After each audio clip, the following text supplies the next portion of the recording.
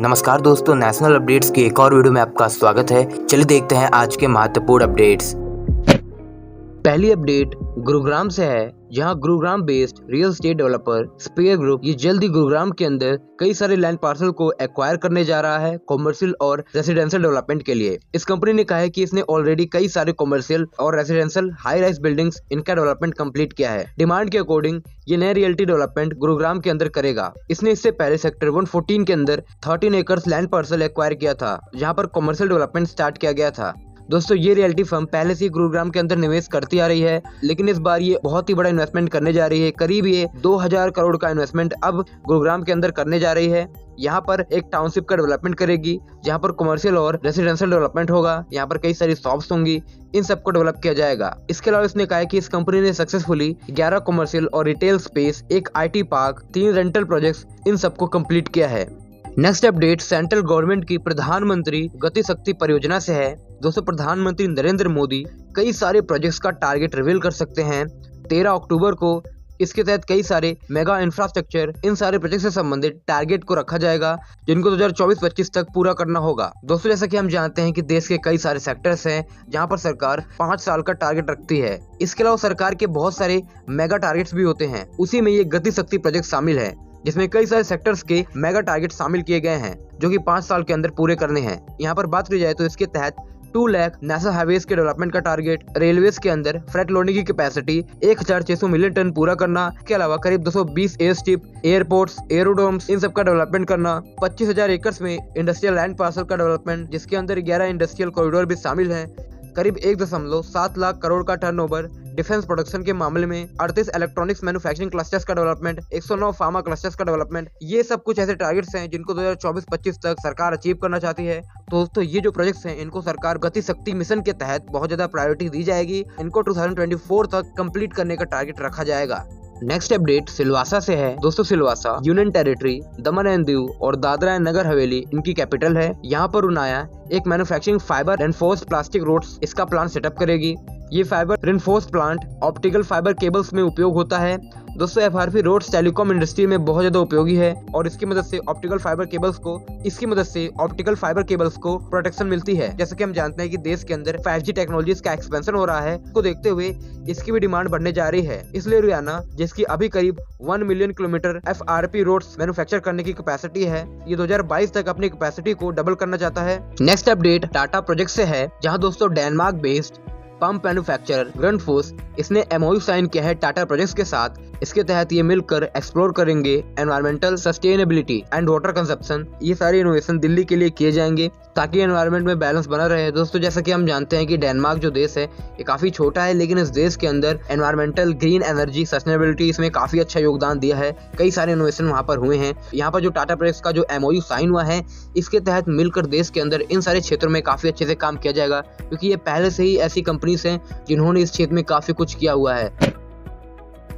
Next update space sector से है, जहां दोस्तों प्रधानमंत्री नरेंद्र मोदी जी ने आज इंडियन स्पेस एसोसिएशन इसको लॉन्च कर दिया है। दोस्तों, इसको प्रधानमंत्री नरेंद्र मोदी जी ने लाइव कॉन्फ्रेंसिंग के जरिए लॉन्च किया। प्रधानमंत्री नरेंद्र मोदी ने इस विषय में कहा कि इससे देश के अंदर अंतरिक्ष कार्यक्रम को एक नई ऊंचाई मिलेगी और देश इस क्षेत्र में आत्मनिर्भर होगा। स्पेस सेक्टर देश को आगे बढ़ाने में योगदान देगा। स्पेस और सैटेलाइट से संबंधित कंपनीज इस एसोसिएशन की मेंबर होंगी। यहाँ पर स्पेस और स्पेस टेक कंपनीज शामिल होंगी। ये देश के अंदर स्पेस सेक्टर की एफिशिएंसी और इसकी ब्रांड वैल्यू को बढ़ाने में योगदान देगी। इसके 4 महत्वपूर्ण पिलर्स निर्धारित किए गए हैं।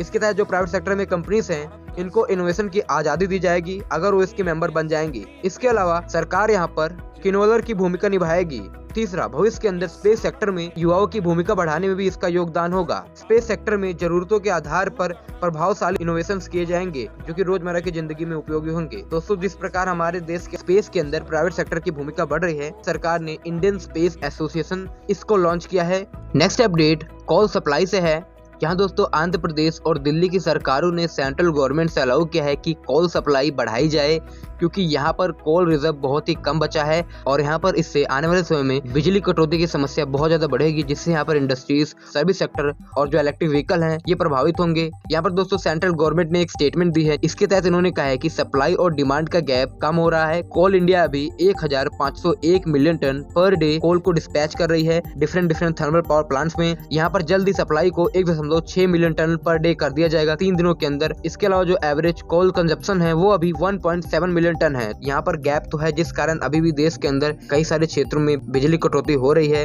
रूरल एरियाज में खासकर अगर इस गैप को सरकार नहीं भर पाती है तो शहरों में भी इसका बड़ा प्रभाव दिखेगा। हमारी जो मैन्युफैक्चरिंग इंडस्ट्रीज है इनको भी बहुत ज्यादा लॉस होगा। यहाँ पर बहुत सारी रिपोर्ट्स मैंने पढ़ी है, उनके अकॉर्डिंग देश के अंदर कई सारे ऐसे पावर प्लांट्स थे जो कि इंपोर्टेड कोल का उपयोग करते थे, लेकिन किन्हीं कारणों से अब वो कोल का इंपोर्ट नहीं कर पा रहे हैं। अब वो डोमेस्टिक कोल का उपयोग कर रहे हैं, जिस कारण डिमांड जो है वो बढ़ गई है और इस डिमांड के बढ़ जाने से कोल की सप्लाई बहुत सारे पावर प्लांट्स को नहीं मिल पा रही है, जिस कारण रूरल एरियाज में खासकर अभी बिजली कटौती चल रही है।